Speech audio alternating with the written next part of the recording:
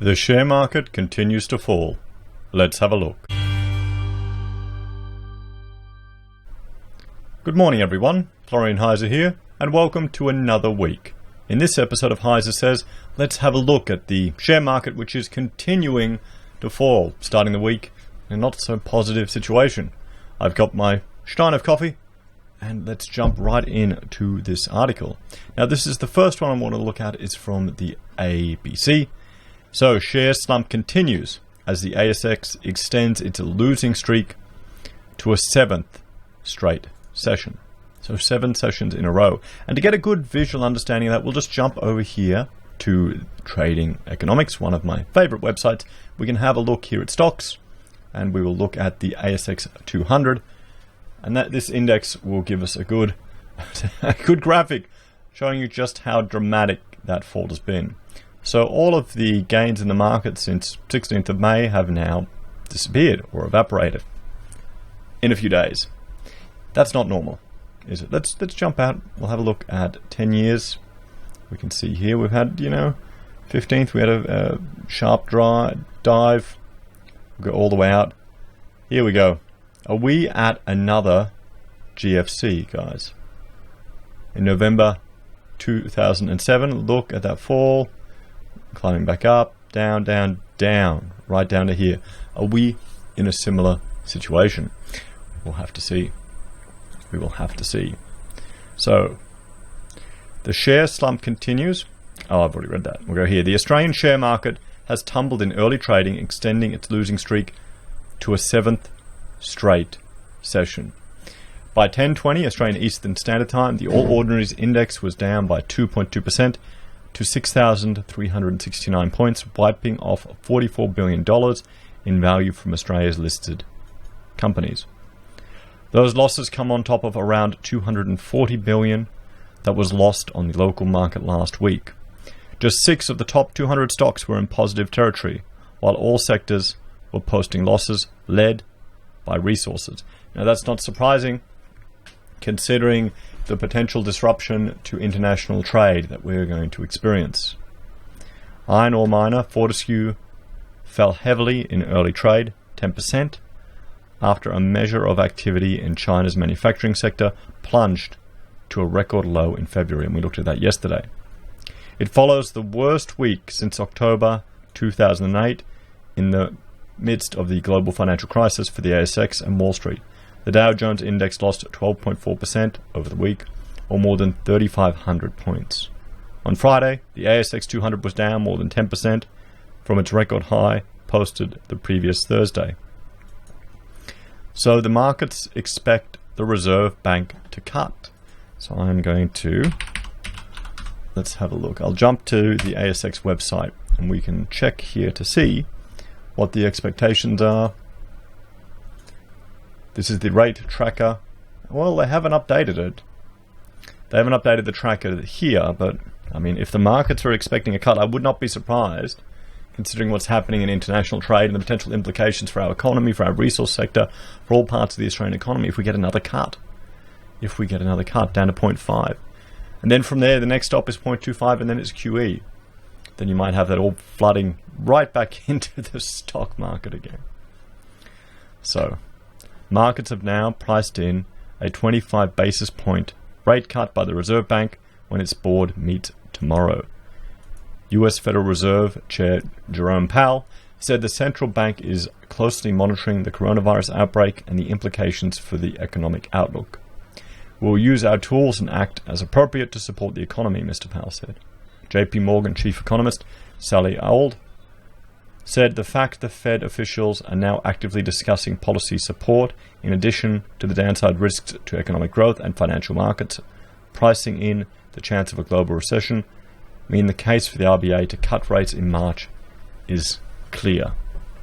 The Reserve Bank will be responding foremost to protecting against the higher chance of global recession. Officials' commentary in recent months has highlighted that global developments could be an important driver of policy outcomes in Australia, Dr. Auld said.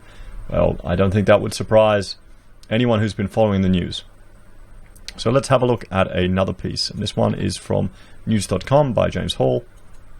And, the market panic, and expert shares tips on how to cash in on the stock market plunge. Now, a viewer sent me a screenshot. He was shorting a whole lot of things, shorting a whole lot of stuff. I was doing a test, in a simulated account to try and put a short in, and it said, will not process this order due to high volatility in this market. So it wouldn't put it in. I was trying to see what would happen if I could test short Qantas. So not financial advice, guys. I wasn't even doing it for real myself. I was just testing. But the thing is, there's a lot of volatility, guys. You can get gapping. You can jump all over the place. I wouldn't rush right into it. Well, I'm not rushing right into it. The Australian share market has tumbled more than 2% at the open as the deadly coronavirus spreads across the planet and stifles trading prospects.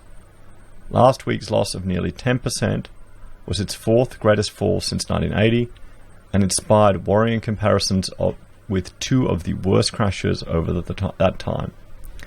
The market had only lost more during the 1987 Black Monday crash and the beginning of the global financial crisis in 2008.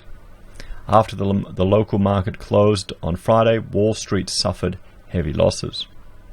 This was expected to result in a continual slide when the markets opened on Monday, compounded by the spike in coronavirus cases over the weekend and its true impact through the release of poor Chinese economic data. Well, we've seen that. It's crazy. The manufacturing and services PMIs and purchasing managers, index just plunged. So pessimism has increased, and its manufacturing and services are contracting in China, which is no surprise at all with what's going on. The S&P ASX 200 index was down 140.4 points, or 2.18%, at 6,308 at 10:15 Australian Eastern Standard Time, while the broader All Ordinaries Index plummeted 147.3 points, or 2.26%.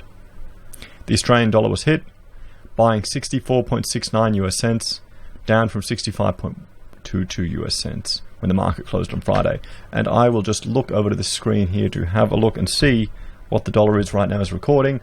64.91. So we've broken that 65 cent barrier, guys. We've definitely broken that 65 cent barrier.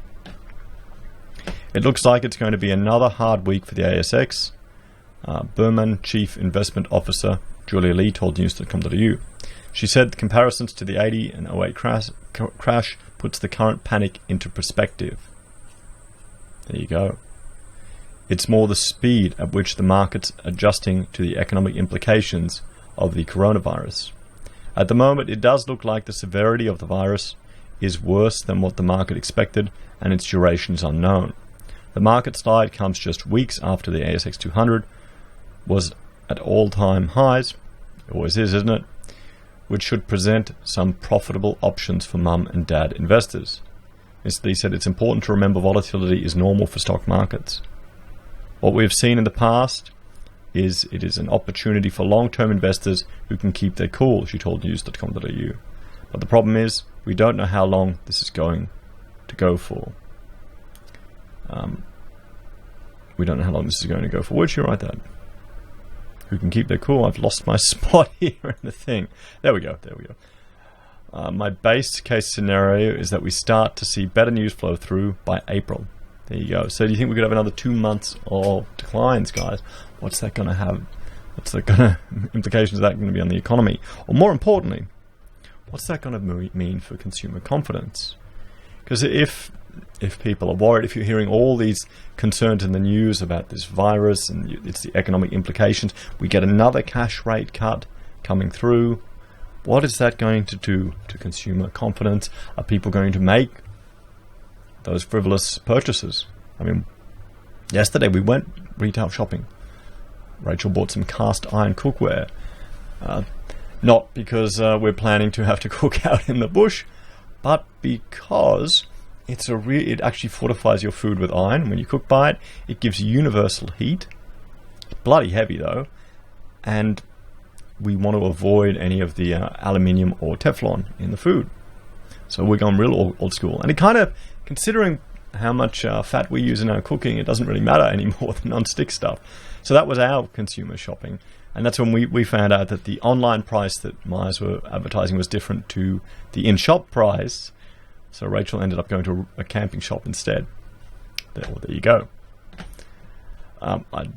When we see falls of more than 2% in one session, it can be quite scary, but it's also quite normal. I went back 11 years and crunched all the times the Aussie market has fallen more than 2%. On average, it's about 7 times a year. When I see volatility hit, my general rule of thumb is that we can expect it to generally stay about 2 or 3 months. About 6 or 8 weeks after it started, my strategy is to slowly start accumulating stock. So there you go.